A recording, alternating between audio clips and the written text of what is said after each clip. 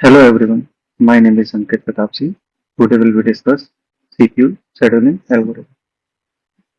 There is a two type, primitive, primitive और non primitive. Primitive हमारी चार type की होती है, priority, shortest, longest, round robin. ठीक है. ऐसे ही हमारा नॉन प्रिमिटिव में भी टाइप होते हैं, FCFS, shortest job first, longest job first, highest response ratio. अभी हम जो न्यूमेरिकल कर रहे हैं वो FCFS का है. जो एल्गोरिथम हम एक्सप्लेन करेंगे वो FCFS के एल्गोरिथम को एक्सप्लेन करेंगे और इसे हम समझेंगे स्टेप बाय स्टेप कैसे क्या चीजें होंगी. इसे हम डायरेक्ट भी कर सकते हैं बट नहीं, पहले हमारी एल्गोरिथम है तो इसे हम स्टेप बाय स्टेप समझेंगे जिससे हमें पता चलेगा कि हमारा रेडी क्यू के अंदर कैसे कोई भी प्रोसेस आता है. ठीक है. और इसमें भी हम सेम अराइवल टाइम पे कर रहे हैं. ठीक, जैसे हमारा 80, सबसे पहले हमारे पास कोई क्वेश्चन होगा तो ये आएगा, एक प्रोसेस आएगा, एटी आएगा, बीटी आएगा. ठीक है. ऐसे हमें क्वेश्चन दिया होगा, हुआ होगा. ठीक है. तो एटी का मतलब क्या होता है, अराइवल. बीटी का मतलब क्या होता है, बस टाइम. अब अराइवल टाइम क्या होता है, कोई भी प्रोसेस हमारा कितने समय में आ रहा है. जैसे कोई जीरो पे आ रहा है, कोई वन पे आ रहा है, तो ये क्या हुआ हमारा एक अराइवल टाइम. बीटी बस टाइम का मतलब होता है कोई प्रोसेस हमारा एग्जीक्यूट होने में कितना टाइम ले रहा है. ठीक है. क्लियर. स्टेप वन में क्या है हमारा, रेडी क्यू के अंदर हमारे जीरो जीरो जीरो, P1 हमारा कितने पे आया, जीरो पे. P2 कितने पे आया, जीरो पे. P3 कितने पे आया, जीरो पे. तो रेडी क्यू के अंदर क्या होगा, तीनों जो प्रोसेस है वो आ गए होंगे. ठीक है. P1 भी आ गया होगा, P2 भी आ गया होगा एंड P3 भी आ गया. अब एट टाइम 80, इसका मतलब अराइवल टाइम नहीं है, एट टाइम. अभी कितना है हमारा, जीरो, क्योंकि कोई भी हमारा प्रोसेस एग्जीक्यूट नहीं हुआ है. ठीक है. तो अभी हमारा टाइम कितना है, जीरो. अब स्टेप टू में समझते हैं गैंट चार्ट. गैंट चार्ट क्या होता है, कोई भी प्रोसेस हमारा आया तो एग्जीक्यूट होने में उस प्रोसेस को कितना समय लग रहा है, सीटी कंप्लीशन टाइम. ये हमारा गैंट चार्ट बताता है एक प्रोसेस को कंप्लीट होने में कितना समय लगेगा. जैसे हमारा P1 आया, P1 कितने पे आया, जीरो पे. MS बस टाइम कितना ले रहा है, 5. तो जीरो से 5 तक चला. तो P1 का जो हमारा टाइम हुआ, P1 हमारा, P1 कितने पे कंप्लीट हुआ, 5. 5 MS पे कंप्लीट हुआ. देन रेडी क्यू में अब हम चेक करेंगे. अब रेडी क्यू में क्या होगा, कोई भी प्रोसेस हमारा कंप्लीट होगा तो रेडी क्यू से स्वैप आउट हो जाएगा. ठीक. तो P2 क्या हुआ हमारा, कंप्लीट हो गया. अब हमारा एट टाइम कितना हुआ, 5. ठीक है.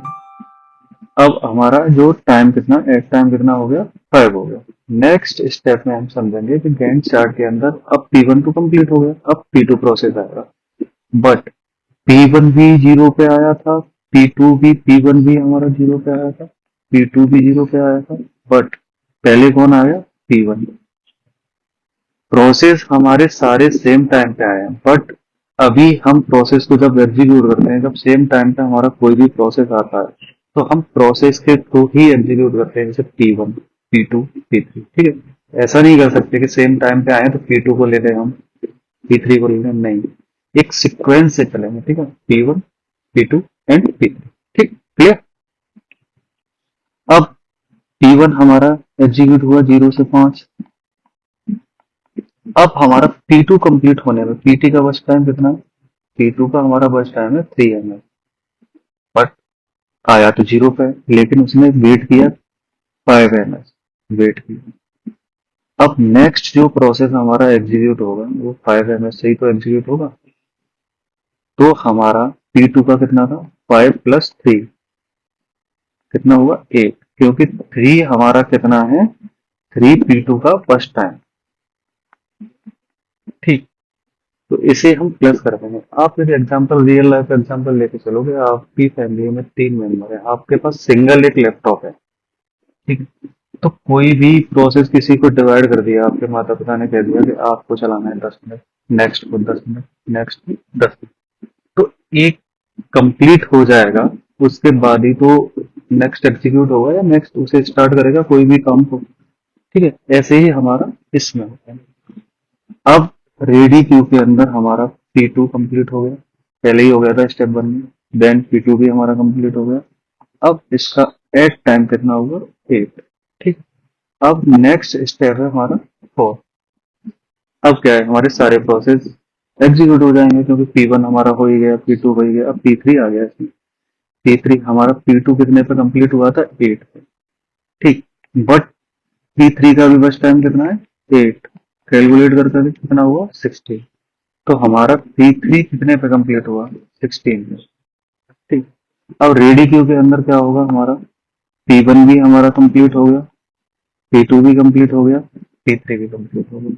अब एट टाइम कितना है हमारा, 16। ठीक, क्लियर।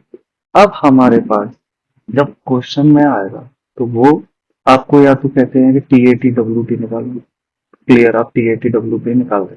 ठीक है, इसके लिए क्या करते हैं, हम एक टेबल बनाते हैं और और WT TAT और WT को निकालने के लिए फॉर्मूला होता है। TAT निकालने के लिए क्या करते हैं, CT minus AT, completion time minus arrival time. ठीक, और WT निकालने के लिए क्या करते हैं, TAT minus BP, turn around time minus worst time. अब TAT निकालेंगे। ठीक है, CT हमारा कितना था, 5, और AT कितना था हमारा, 0। तो 5 माइनस 0 कितना हुआ, 5। ठीक, नेक्स्ट 8 माइनस 0 कितना हुआ, 8। 16 माइनस 0 कितना हुआ, 16। तो हमारा TAT निकल आया। अब निकालेंगे WT। WT निकालने के लिए क्या है हमारा, TAT माइनस BT। ठीक है, तो TAT निकल आया। अब हमारे पास TAT में से क्या माइनस करेंगे, BT को। 5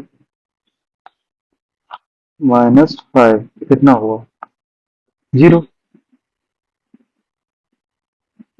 नेक्स्ट 8 माइनस 8 माइनस 3 कितना हुआ हमारा, 5। 60 माइनस 8 कितना हुआ हमारा, 8। अब हमारा TAT एंड WT निकला। अब आ जाता है कि अगर आप कैलकुलेट करो ATAT एंड AWT को, तो इन्हें कैलकुलेट करने के लिए एक हमारा फॉर्मूला होता है। जितने भी हमारे, जैसे हम TAT निकालते हैं, तो TAT निकालने के लिए जितना हमारा TAT आया, जैसे 5 प्लस 8 प्लस 16, ठीक है, इसे हम डिवाइड कर देंगे 3। 3 ऐसा नहीं है कोई भी हमारा, अब नेक्स्ट में हमारे, अब 3 से डिवाइड क्यों कर रहे हैं, 3 से डिवाइड इसलिए कर रहे हैं क्योंकि हमारे पास प्रोसेस ऑफ नंबर 3 है, 1 2 3। यहाँ P4 भी होता, यहाँ P4 भी होता, तो क्या करते हैं, 4 से डिवाइड करते हैं। P5 होता, जितने प्रोसेस होंगे, प्रोसेस ऑफ नंबर होंगे, उतने से नंबर से हम डिवाइड करते हैं। ठीक है, अभी 3 है तो 3 से डिवाइड करें। इसे कैलकुलेट करने के बाद हमारा कितना निकल गया है, 29.3। अब इसे हम करते हैं, डिवाइड करते हैं, तो हमारा निकल के आएगा 9.7। ठीक है, तो ये क्या हुआ हमारा, एवरेज टर्न अराउंड टाइम। ठीक है, ऐसे ही AWT को निकालेंगे तो एवरेज वेटिंग टाइम, AWT को कहते हैं average waiting time. Same process वही रहेगा, average waiting time 0 plus 5 plus 8 divide कर देंगे 3 से, तो ये हमारा जो निकल के आएगा 13 डिवाइडेड बाई 3। इसे डिवाइड करने के बाद क्या होगा हमारा, 4.33। ये हमारा एवरेज वेटिंग टाइम है। यही हमारी FCFS एल्गोरिथम। इसमें एक प्रॉब्लम क्या है, प्रॉब्लम ये है कि अगर कोई भी हमारा कोई प्रोसेस आता है, अब जैसे आपने देखा P1 कोई प्रोसेस आया, जब तक P1 को जो जिस प्रोसेस को जो काम करना चाहता है वो जब तक कंप्लीट नहीं कर लेगा तब तक दूसरे प्रोसेस को वेट करना। जब P2 हमारा कंप्लीट हो जाएगा, जब P3 एग्जीक्यूट होगा। ये हमारा एक डिसएडवांटेज इस एल्गोरिथम। ठीक, clear. And thank you watching my video. Video अच्छी लगी हो तो लाइक करें, शेयर करें, सब्सक्राइब।